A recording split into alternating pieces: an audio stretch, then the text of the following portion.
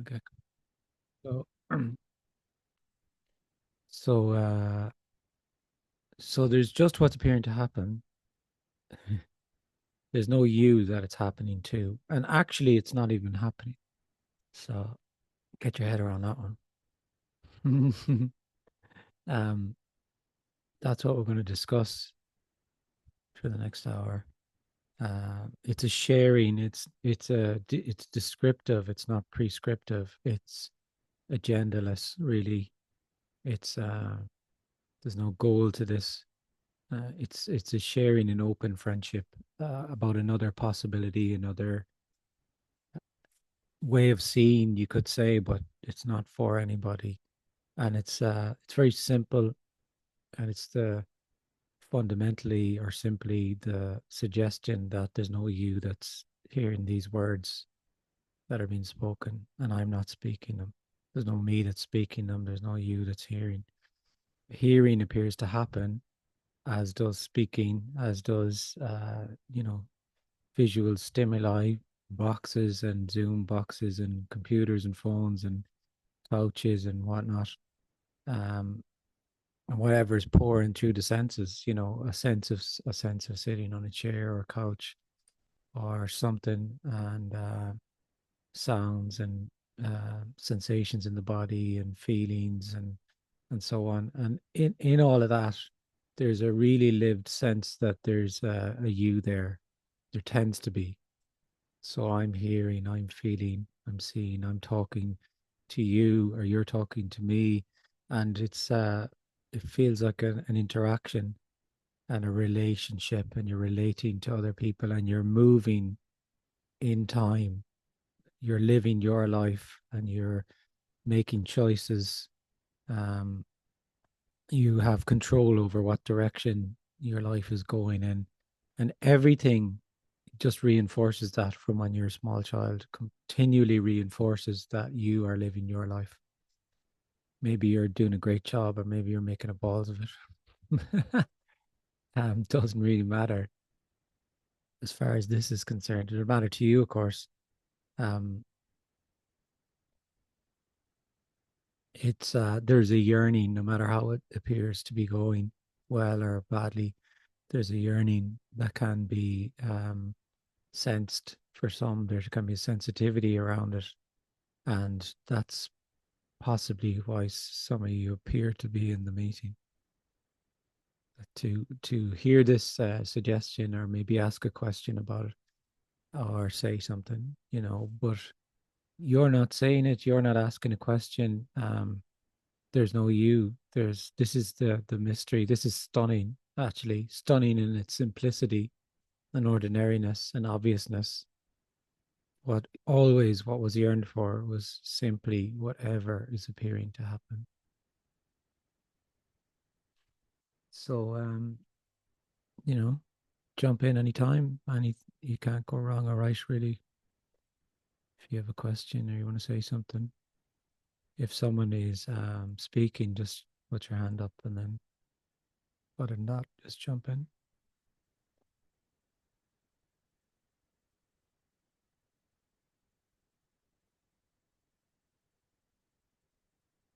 Oh, there's Karen. Hi, Karen.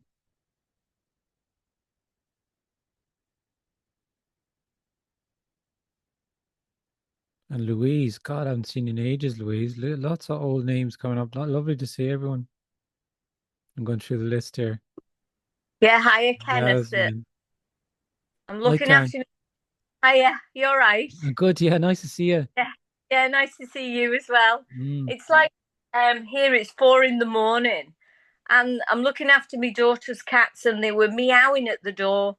To be Oh, fair, and then okay. I was eating, so it's all like, oh, okay, then I'm awake anyway.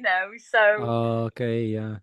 nice to see you. Yeah, I hadn't seen you since Vietnam. Wow. Nice, Oh, nice.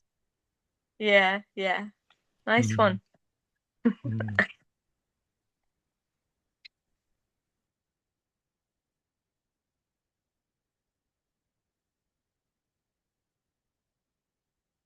Them cats get what they want, don't they? They're good at getting their needs met. Not that I know, I'm not really a cat person, don't have any cats, but I get that impression.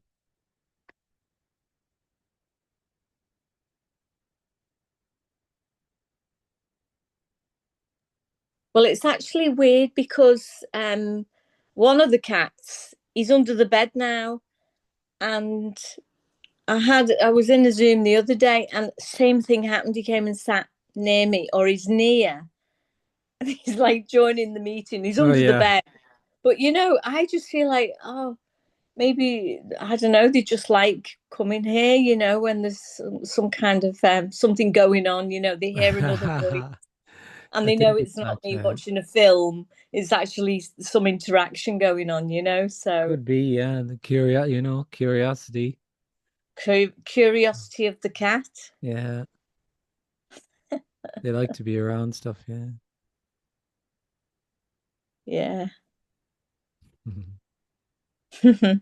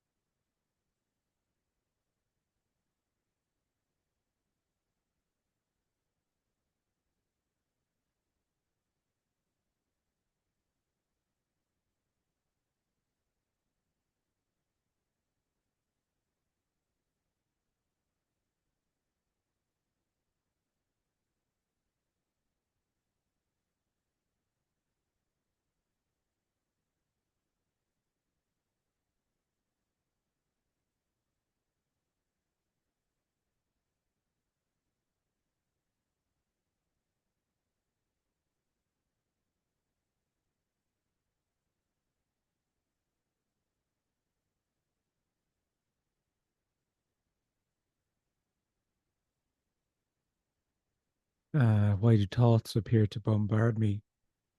Sometimes is a question. Thoughts appear, but they appear to be bombarding you. No, there's actually no you there that's being bombarded.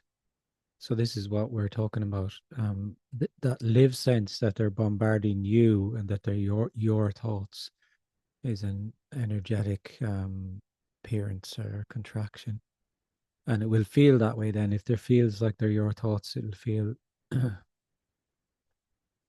it can at times feel like you're being bombarded or you're being like a train of thoughts and a loop, these loops, rabbit holes and loops and endless. Yeah. And it's just all energy. It's not good or bad. That's what is being suggested. This thinking thoughts appear to happen. And that's a possibility then that's seen, that lived sense that you're thinking. It's possible that maybe isn't there. And there's just thinking then. But when they're your thoughts, they're definitely that's leads to more of a sense of loop, going around in a loop with them and trying to get somewhere with them or trying to push them away or really thinking is just energy. It's just something that appears to happen. But when it feels like it's your thinking, there's a it's where all the trouble starts, you know. And so also what we're talking about is absolute freedom, liberation, unconditional love. So it's all embracing. So a sense that a thought that arises that's actually uncomfortable or unwanted or um, continually arising thoughts about something is aliveness. I'm not talking about some sort of state where you would drop away and then nothing negative would happen or uncomfortable would happen or anything can appear to happen.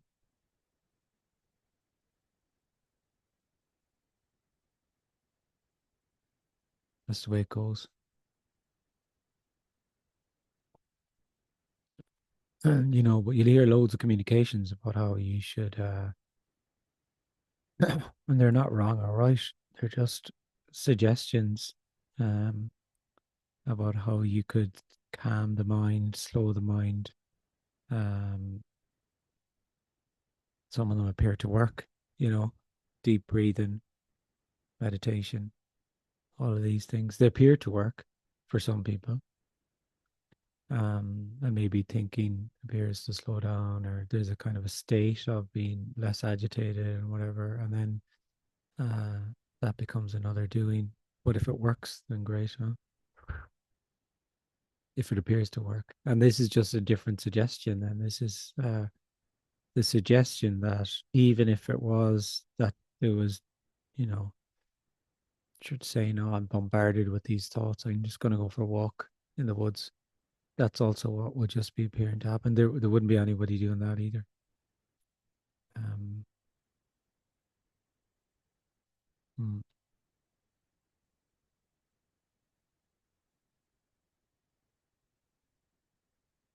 But the sense that they're your thoughts then draws you more to communications that will tell you how to handle them, how to not be bombarded with them. Again, not wrong or right, and maybe it works or appears to work, and that's fine. Maybe it doesn't. Um, and there's another possibility that it's just seeing it's all aliveness. There's just aliveness, breathing, heart pumping, thoughts, sensations, emotions. There's no you that's alive. That's the end and the beginning. Game over and game on. Game on for full on aliveness, not your version of it. It's essentially what we're talking about, like a sense that um, you think you want full on aliveness, but what you don't really, you want your version of you feeling fully alive, which is fine. But then that dissatisfies because really what you're yearning for is full on aliveness without you. So actually, what's being yearned for is your absence.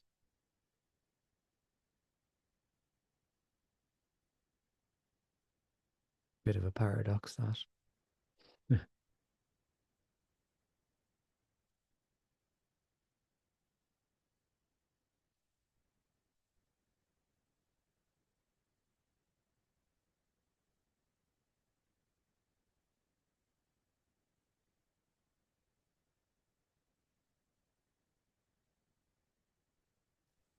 Hey, Kenneth. Oh, hi, Lauren. How you? Hi. Um, yeah, I went to sleep with unwanted thoughts, and I woke up and there was just peace. And then literally I could feel like this. It was as if I was asking myself, oh, where was I again? And then I just picked it right back up, like right where it was before. It's Yeah, so, and that, yeah, I mean, it's everything you said makes sense that it's not, that it's just happening. yeah. Um, there's no like it doesn't really matter why. Yeah, you could come up with it, all sorts of reasons why, and you could understand it from a million different perspectives and blah blah blah. It doesn't matter, really. It's aliveness, and aliveness is also uncomfortable, uncomfortable and painful, and things appearing to happen that if you had the off switch, you'd just switch it off. No, thank you. I had enough of that now. But you can't, Yeah. you know.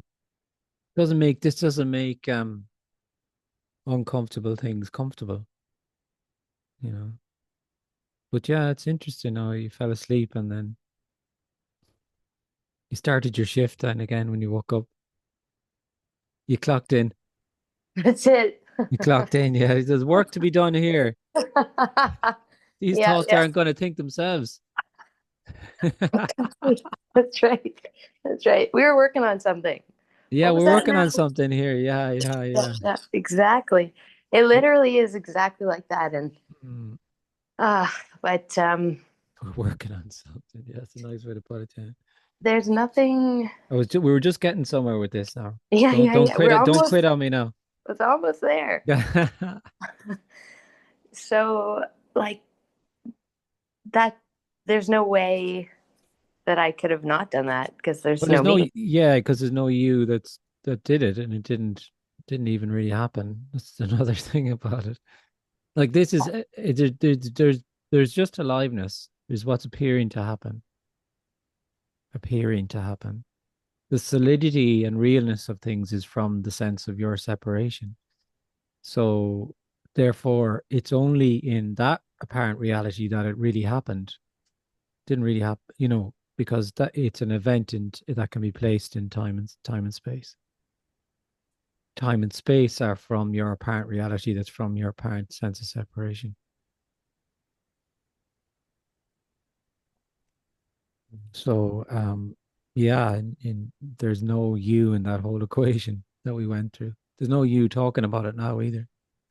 You're not talking to me. But like we could say, of course you're talking to me and I'm talking to you, and of course, because this is a Zoom meeting, it's 25 past 8, Greenwich Mean Time, blah blah blah. It appears to be that way. That's the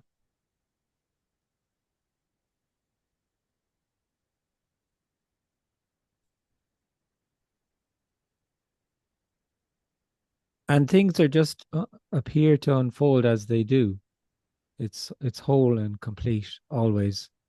So that what you described, the thoughts and the loop or whatever where you put it, is actually wholeness as that. But when we're kind of feel like we're involved, it's like, well, don't really like that now. That wasn't really nice. So that can't be it really. Can't be what Kenneth's talking about or someone else, you know. That wouldn't happen then, would it? No, it wouldn't. That means I'm here all the time, maybe, or but still not quite there.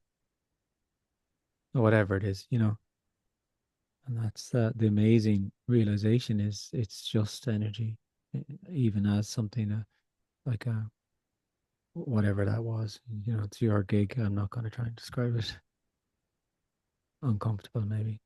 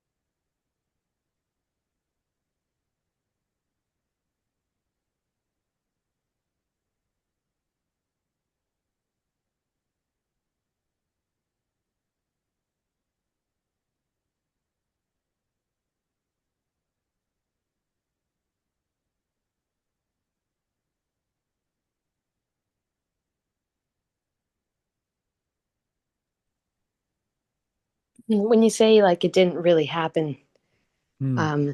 I find that interesting because it's as if like if it had to happen because it's just a natural consequence of like if there's comfort there has to be discomfort, then I could in a way accept it. But the fact that it Oh like didn't yeah. really, it did really happen, and it just seems like bizarre. Like why is it happening at all, or it didn't Yeah, happen? yeah, yeah. It's Like not logical, or it's very like you can't. What can you do with that? You can't really do anything with that. no, Yeah, exactly. Yeah, that's it. Could because what we're talking about is beyond understanding or knowing, cannot be understood. Yeah, that's interesting that you say that. Yeah, and that's the sort of thing we do is we say, oh, it's all a narrative. So you are actually a narrative. So everything is a narrative in that sense of, so this unpleasant thing that happened, I just had a bad day, or I had a bad few days, or I had a bad week. And it's through these bad times that I can know the good times. And so, yeah, some similar thing. And then it becomes, yeah, it's a bit, it's not as unsettling as what I just said there. It didn't even happen. Because like you're trying to pin it down with some sort of meaning and something in it like that. It had even value, add some that kind of also adds some value to it, doesn't it?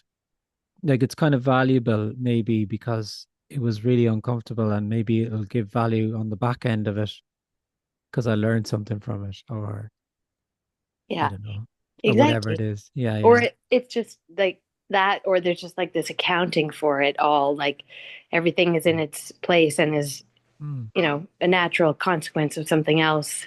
Yeah, And in its place. Yeah, exactly. Yeah. And it's in its place because you're in your place, yeah, because everything is in its place in relation to you, you know.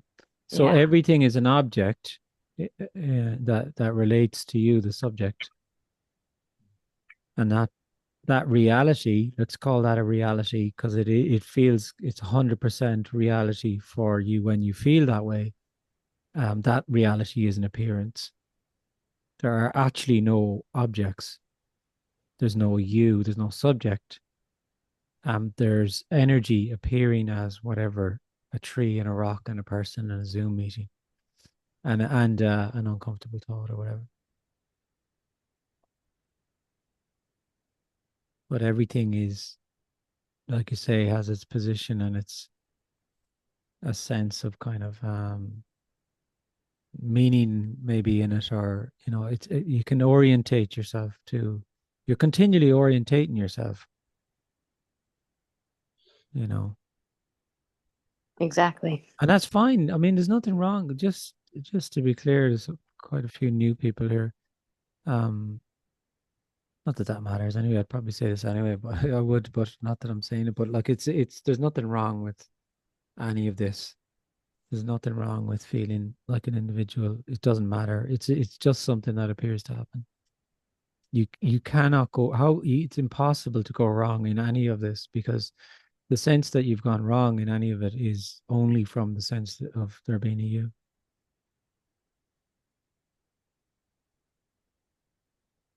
So that's just what you will do if you feel separate. You'll try and understand. You'll try and um, work things out. Figure, of course,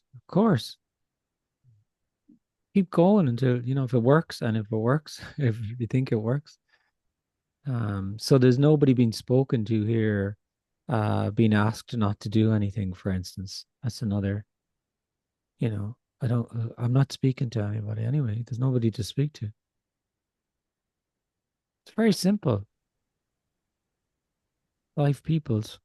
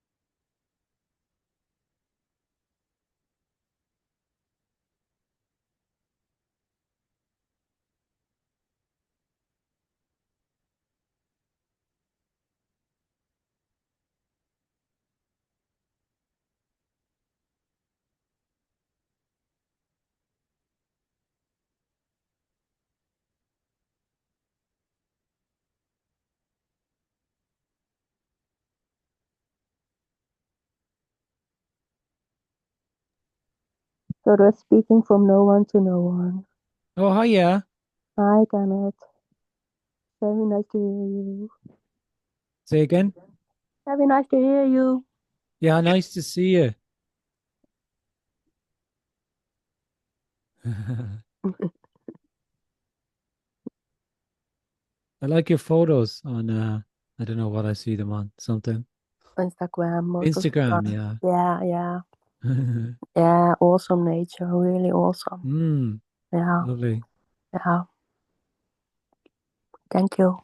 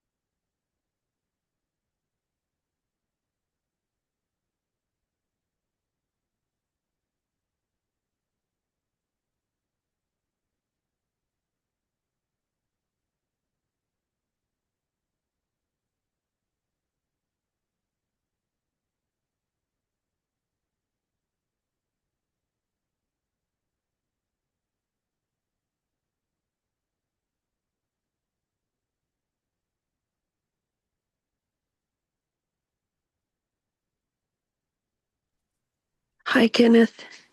Oh, yeah. It's Nancy. Oh, Nancy. Hi, Nancy. Hi. Um, this is going to be hard to talk about. My husband passed away about 2 weeks ago, Oh, Nancy. and sometimes the grief is just, the grief is just so overwhelming. Sometimes it just feels like it's too much for this body to hold. Mm, And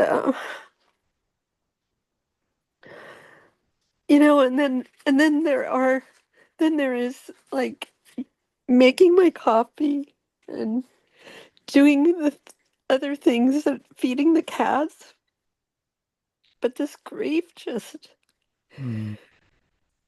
sometimes is so overwhelming, almost like it has a life of its own.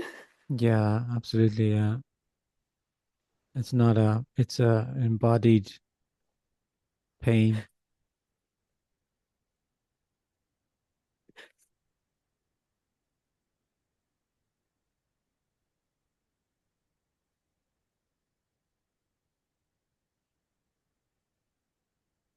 I don't really know what else to say, but I Oh, well, just wanted to say that to you. yeah, well, I'm glad you came on the meeting, Nancy. Yeah. I mean, there's no death, there in it's an appearance. And I mean, the pain you're feeling there is the pain of the real part of it. He's dead. He's not there with you, not talking to you. The body stopped functioning. That's Yeah, very, very, very painful. Yeah. Um. And this meeting is a suggestion that nobody dies, actually, but they appear to be. They appear to die. You'll appear to die. Your husband died. This huge pain embodied there. Um, I mean, I, I, I wish I could take that from you, and I'm sure everyone at the meeting would love to give you a big hug and take a bit away from you, but they can't. thank you. Impossible, nobody, and it's what's appearing to happen there.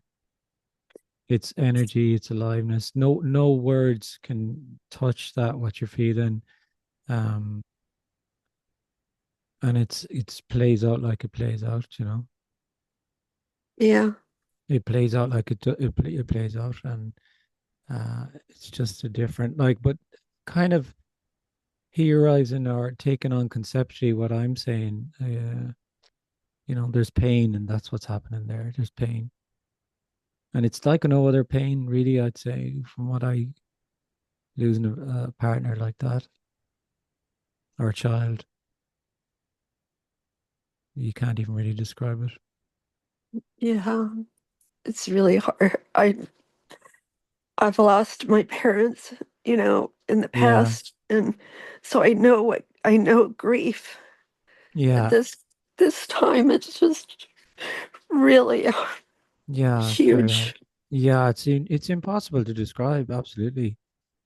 Um, and it's not. It's always new. Everything is always new. So you kind of think grief, and you taste the grief, and then you don't. Like, I mean, yeah.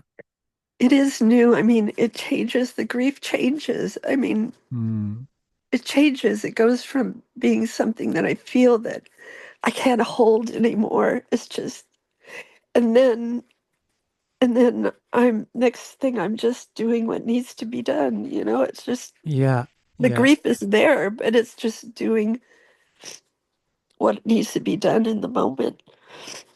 yeah, So it's a very, I mean, obviously very sad thing for me, but it's also very interesting to see how pain, yeah, how that kind of pain, that grief can just, how it just comes in waves, and you never know when it's going to hit you. You yeah, could be at the market, and it could hit you. It could hit you yeah. anywhere. Anywhere, yeah, yeah. Someone just asks you how you are, and you're in floods of tears. Yeah, Yeah, yeah. Or they ask how my husband is, because they don't know, because I can't tell people. yeah. Okay, yeah, yeah, yeah. It's full on. It's full on, Nancy. I mean, all I can say is all I always say is that really you don't have to hold the grief. It's not there for you to hold. It's full on Yeah, pain. It's not your pain. It couldn't be your pain. It's impossible. no, It's impossible. It can't be your pain. There's no you there to have the pain. So you don't need to understand it. You don't have to do anything with it. As you say, it's just there in waves. It's boom, full on, no escaping. And that's the other thing about someone dying. Like, that you love, I mean, it's just inescapable pain. Like, it's not, you can kind of theorize your way through loads of things, and we get all comfortable in our kind of uh daily rhythm of life, and we think in our routine, and we think we know stuff, and someone Hmm. dies, and then it's just like it all goes out the window. It It's all, does. yeah, Yeah. it's totally empty. It reveals that all of that is totally empty. um and it's what's happening. Like, that's the suggestion. It's actually unconditional love. Unconditional love as boundless pain. Yeah. And you didn't lose your husband because uh you don't have anybody. Yeah. Nobody ever does. um and you didn't lose him because he didn't die, but he appeared to die. But what he is energy, aliveness, and that's all there is. That's all there is aliveness. Nothing mean everything. So nobody goes anywhere. There's nowhere to go. But all of these are just words. I mean, when you're just knocked like that, Yeah. pain. Yeah. But I know what you're saying. Yeah, that's it. Like it, and it's not a um it's that collapse of that dichotomy of life and death. So when you feel like an individual, that's the way it feels. Like you're living your life and he was living his life, and he lost his life. That's when he died. And another way of seeing it is he didn't lose his life because he never had a life. It was life, you know, as appearing as him, the same as life appears as you and everyone else. And Hmm. it plays out like it does, and nobody actually was born, lived their life, or dies. Um, there's just boundless wholeness energy, appearing as whatever appears as. In this case, it's unbounded pain. Yeah. And as you said, there's also everything is in that though. Everything, complete love, pain, everything. It's all there.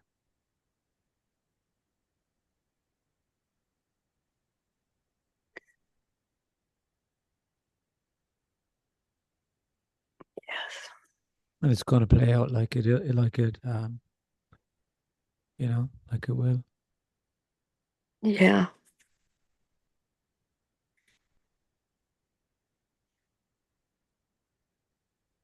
Even your relationship, if you think about your relationship with him, uh, it's not a thing. It's not an object. No. So another way, you'd often hear me say there's no relationship, and it's separate things that relate. So actually, it's an energy. It's just energy. And what is that? It's just the sense of we have of appearing to relate to one another, and it's this energetic thing called brothering and mothering and fathering and husbanding and wifing and friendship. And I mean, it doesn't. Like, the point I'm making is also like it's not. It doesn't die when someone dies because it was never a thing that could die anyway. And where does it come from? It's energy, fullness, aliveness appearing as that sense that there's you and another person, and this love for them. And then when the body stops functioning, there's this huge sense of loss and pain, and um, but the possibility is that it can be seen that actually there was no separate them. It was aliveness wholeness appearing as them. So they So didn't does go anywhere. so does consciousness maybe there's no such thing as consciousness, but as, I don't know how to say this. So we construe something, or I like the word um, overlay this life, how we, this life that appears to us. Is that like, that's like an overlay of, I don't know how to say it. No, it doesn't matter.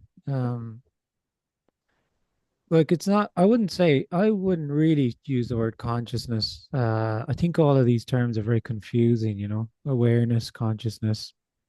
They're from a sense of knowing.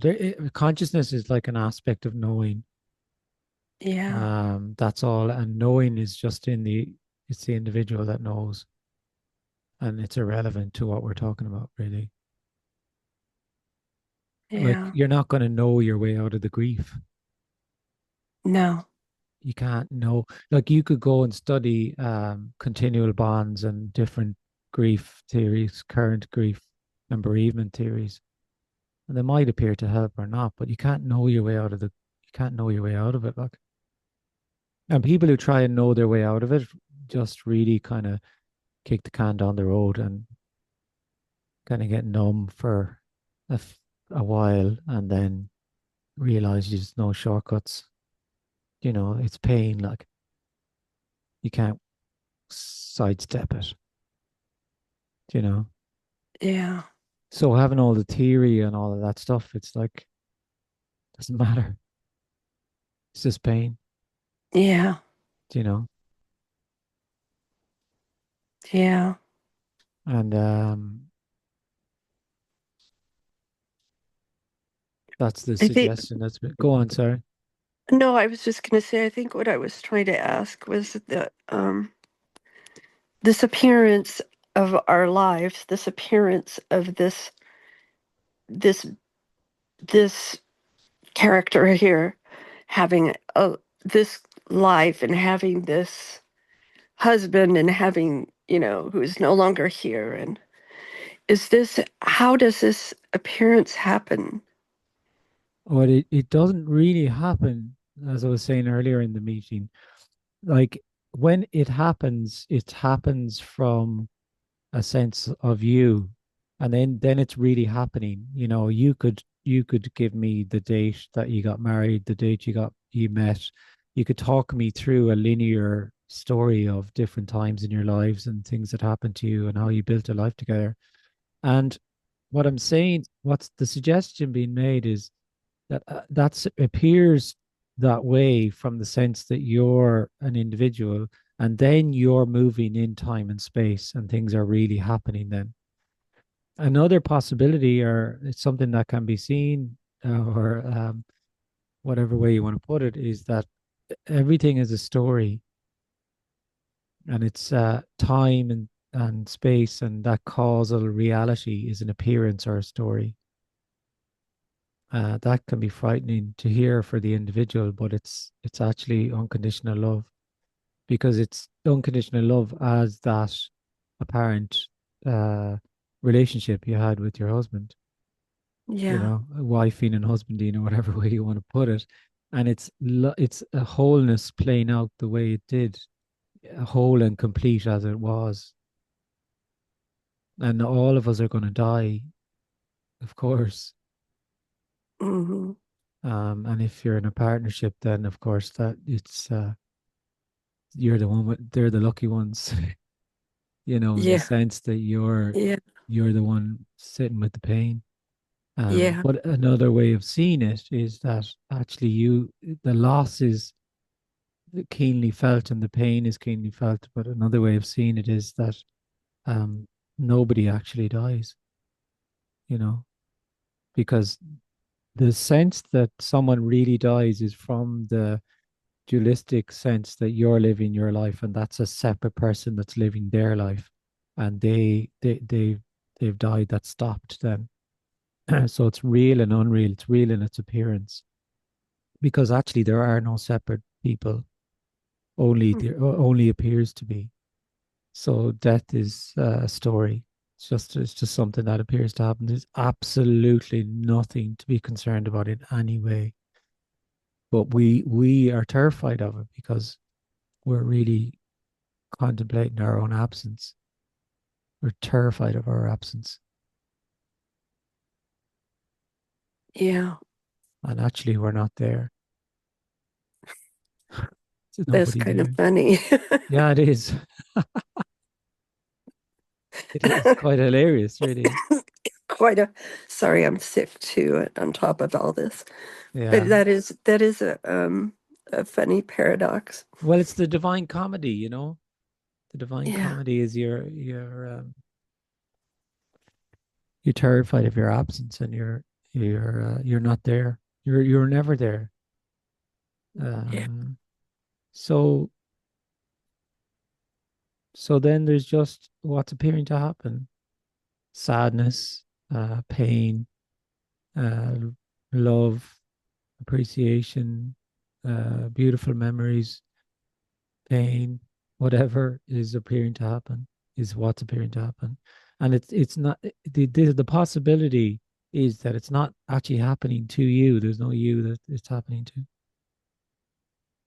And you will die too. You will appear to die too.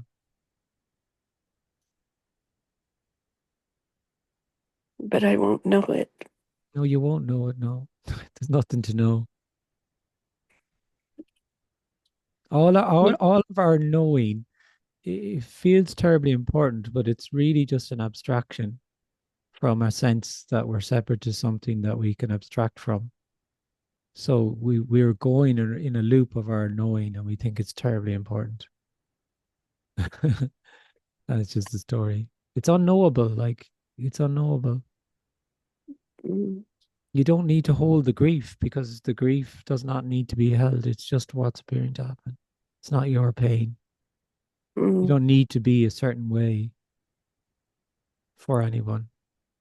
There is nobody. So when there's pain, it's pain. That's what's happening. Thank you so much, Kenneth. It was beautiful to speak to you, and thanks for coming on and saying that. That wasn't easy for you to come on and say. No, but it was very helpful. Thank you so much. Mm. Thank you. Big hug to you Thank you. from everyone, I think. Thank you. Thank you, Kenneth, and thank you, everyone.